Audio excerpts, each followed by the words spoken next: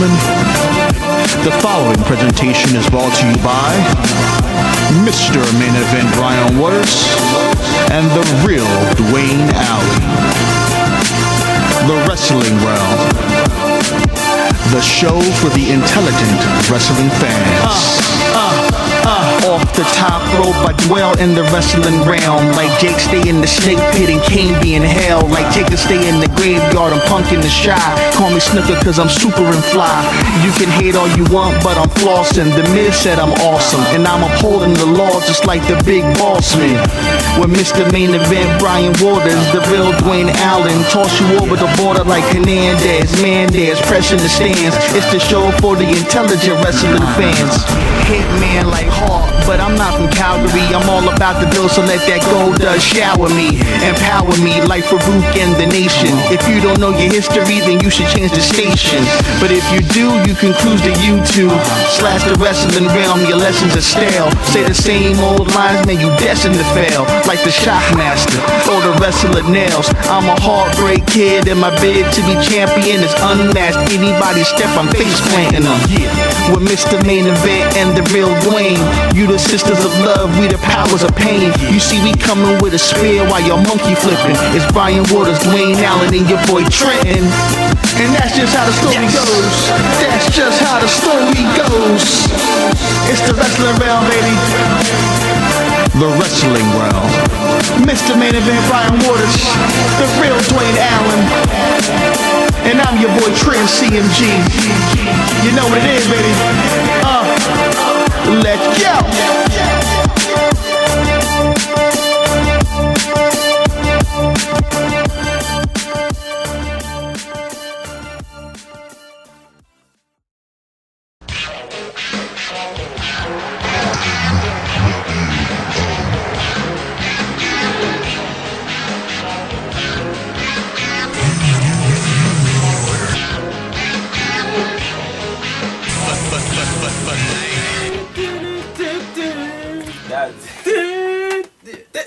That was always the best part of this. Greatest theme musics of all time. Absolutely. The NWO.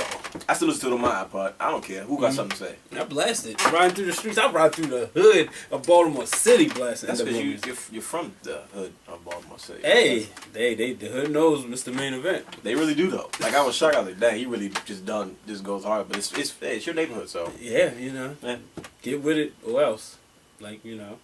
See, that's wrong with Baltimore City. Why is it gotta be like that though? We just so violent all the time. No, it's not being violent. What do you call it? Understand that Mr. Main Event loves wrestling, and it'll be all revealed in the upcoming documentary.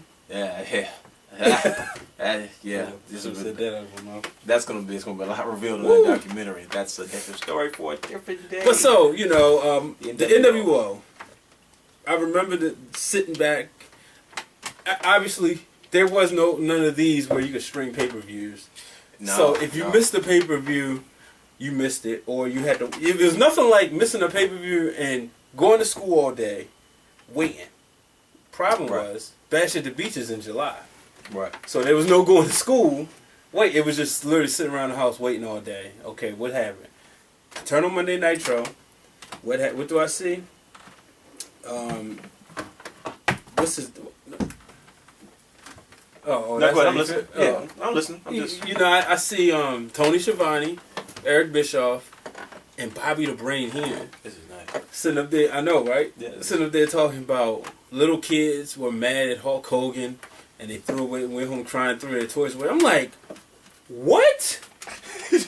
You probably had no idea what just happened, did you? I didn't. I'm like, what in the world happened? Sure enough, Hulk Hogan joins with Hall and Nash. Wow. And is a member of the NWO. Now that really shook the grounds of professional wrestling. Mm-hmm. And before we get into this, because this is probably going to be one of the more extensive conversations, let's take it back to the previous part of the conversation in which we mentioned the Clique. Yeah. And you mentioned what would have happened to DX if Shawn Michaels would have never got injured. Mm-hmm. Well, let's take a step back. We all know that the day-old question that we always ask: what would have happened if Kevin Nash and Scott Hall never left the WWE and went to WCW? You have two sets of guys 2.5. We'll use X-Pac as the half because he was a part of both DX and the NWO at one point. Mm-hmm. Most notably known for his time with DX, but he had a stand in the NWO. You have two guys that, when the Clique broke up, you had two guys starting one group that would lead to one conglomerate of mega wrestling fashion, and you had two other guys that contribute to another group. Hall and Nash leaving as outsiders. We all know the story between WCW and the invasion gimmick, the original invasion gimmick, and the immortal one, Hulk Hogan, who had been booed out of buildings, who had been discredited, and people were tired of seeing Hulkamania run wild. And of course, how fans are, you boom in the other time, but when he comes in to save the day from these outsiders, exactly, he turns on the fans, of course, and with good reason. He got, you look at guys like Hogan, you look at guys like The Rock, they had reasons to get upset with the fans because, hey, they got booed out of arenas. Die, Rocky, die. Mm-hmm. Hogan, no one ever thought he would get booed the way he did, but the fact is he did. And they start this faction, starting off with three guys, the NWO. I guess the idea originally started in, I believe it was New Japan Pro Wrestling, or was it All Japan Pro Wrestling? I'm not sure. I want to say New Japan. I could be wrong. But okay. Because I know they had an NWO Japan. Yeah. About the Great Muta. Right. Because that's where the original concept it came. And then they they actually brought them in at one point. It was like we're gonna do one big thing because WCW could afford to do that, big bucks. Yeah. So you have the NWO. Let me ask you this: why was the NWO so successful? They did what they want and when they wanted. And as much as you hated them, you went to arenas to go see them. Mm-hmm. You went to the arenas to throw trash in the ring. Mm-hmm. And then you wanted to see guys like Luger and the Giant try to beat them up, take over. Savage, obviously. And then you look for the savior in Sting to sit back and try to eventually take over and hopefully beat them.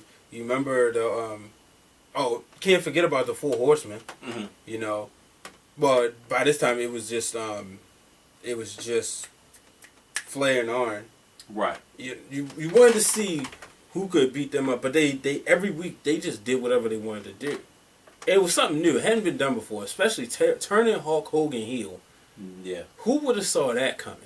You've seen Hogan in WWE for all those years.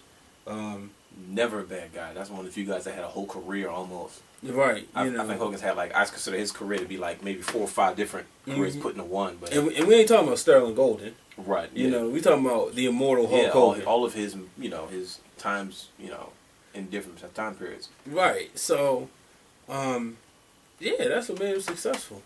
I mean, you have a group like the NWO with guys like Hall and Nash who were already popular and people knew who they were. Mm-hmm. But you saw them in a different light. At the time, we all know WWE was very gimmicky. It was very old school wrestling basic, I call it. Versus WCW was very old school wrestling basic, but they used a more 96, 97 cable television reality show real world approach. Now, I know that's a lot, and there's a reason I said that. Because at the time, like I said, wrestling mimics real life. If you look at the time, television began to change. And people enjoyed shock value. People loved reality shows. So the NWO coming in, especially with the Outsiders, it really started to blur the lines of what was real and what wasn't real. That temporary suspension of belief began to grow. Because you got so engulfed in a product, after a while, you didn't care whether it was real or not because you felt like when you watched it, this is about to get real. Yeah. With the NWO, it seemed like so many things. The company almost surrounded itself by the NWO, which eventually I believe was its downfall at one point because too much of a good thing can always be bad. Yeah. But when it started out, it was pure genius because the first part of the show, we already know about WCW was built with the amazing mid-card they had with the luchadors, and then you had cruiserweights, and you had your workhorses. So you had your matches moving up with your Ultimo Dragons, your Juventud, your Parkas, your Rey Mysterio, your Chavo, and then you had your guys like your Chris Benoit, your Dean Malingos, you had the Guerreros. You know what I mean? Guys who were like cruiserweights, but then guys who were just the workhorses. And then you had the smaller storylines with the guys like a Dallas Page versus a Raven. I'm thinking about it now. I'm like, God dang, WCW was some good stuff. I'm talking about it now. I'm like, yo, that was a legit show. Like, you can get that all in one show. Mm-hmm. I watched On Demand, and the Monday night Monday Night Wars section in the WWE 24/7 column. They have a thing called the Monday Night Wars, where they take a Raw from one day and a Nitro from the same day, and they show them head to head. Man, everybody that I watch on TV now that was in this was on that show. Yeah. And I'm like, yo, this show is so packed because everything surrounded the NWO. You have all that in the beginning of your show. And do you have a thing like, okay, 3 guys, and of course we all know the thing where they started adding people. Mm-hmm. And then you have the guy that's running the company, the president, decides he's joining the NWO. So now, not only is the top guy in charge, you have your world champion in Hogan in charge. You know what I mean? And like you said, these guys are doing absolutely whatever. Can you concentrate on the show? I know we got business outside in the realm. I'm just saying, it's just with the factions and everything going on, which will be addressed. But I'm sitting back and being schooled by this great intelligent co-host I have. I know what you're doing. I ain't falling for it, Chief. You feel me? Anyways, so you have Eric Bischoff join the group. And if I had like an eraser, I would like literally just erase it right there. Like just, I might go to like, we got new editing techniques, so, So you had a guy like Sting. Mm-hmm. I've been missing for a year. They tried to, get him in. Hey, join the NWO. And you didn't hear from Sting in a while. He was hanging on the Raptors, watching everything, and you saw a different Sting. Mm-hmm. It wasn't the, regular Sting we knew. He had, by this time, he'd already got rid of the bleach blonde. He was changing his look somewhat, but he was still, But then all of a sudden, he had this white paint, the crow look. Right. And you have a group where so many guys are involved. These guys start the show, they're in the middle of the show, and they end the show.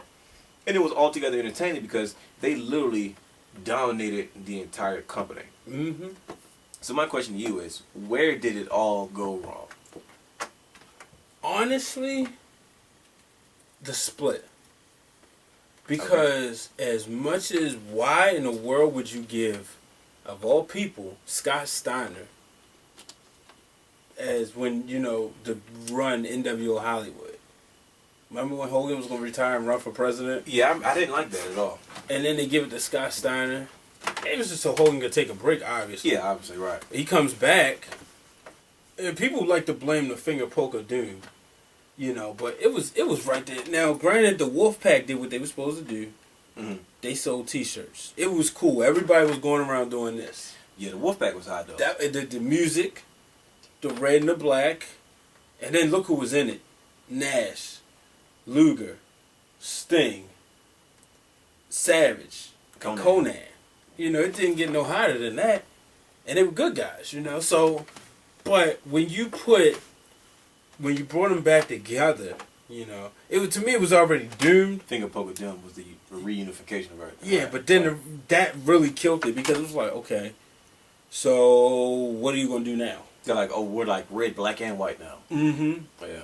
And that, like, from that point on, it's just a blur to me. Yeah, I literally do not remember anything that happened after that. Like, I remember Goldberg coming out trying and not being able to get his title back. I just remember Scott Hall popping back up, and he had like a cow taser. Whatever that thing was. He was as good as Starrcade '98 was, in my opinion. Mm-hmm. Afterwards, the product just went. I mean, it's funny you mentioned the NWO Wolfpack because it's almost like the calm before the storm. Because I love the Wolfpack, but it's like looking at it now. At the end of the day, it's like that really was the beginning of the end. Mm-hmm. Because you had nothing was left of WCW. The most you had left of WCW was Down Space. Because by this time, the Giant had went and rejoined the NWO. Remember him remember he beat up Sting one time because something I think something had happened. I think they kicked Nash out, and I think he was starting the NWO, red and black. You saw it coming, and then the Giant. I remember when he rejoined the NWO, and he asked Sting to join. And Sting came out there, looked at him like he didn't say anything because at the time Sting didn't talk much, and I think it was an episode of Thunder, as a matter of fact, either Thunder or Nitro, I can't remember, and the Giant, aka the Big Show, looked at Sting and said, so what do you want to do there? What's up with this T-shirt? Come join, yada yada yada. And he like starts to choke him out, beat him up, and then Kevin Nash comes out with like a metal pole. Yeah. And that was the first time we had seen Nash in a long time. He wasn't dressed or anything. And I'm like, and it goes off. WCW was known for doing it, just going off in the middle of the action. I was pissed about that. Event Brian Waters, the real Dwayne Allen, toss you over the border like Hernandez, Mendez, pressing the stands. It's the show for the intelligent wrestling fans. Hitman like Hawk, but I'm not from Calgary. I'm all about the bill, so let that gold dust shower me, empower me like Farouk and the nation. If you don't know your history, then you should change the station. But if you do, you can cruise to YouTube/the Wrestling Wrealm. Your lessons are stale. Say the same old lines, man, you destined to fail. Like the Shockmaster or the Wrestler Nails. I'm a heartbreak kid, and my bid to be champion is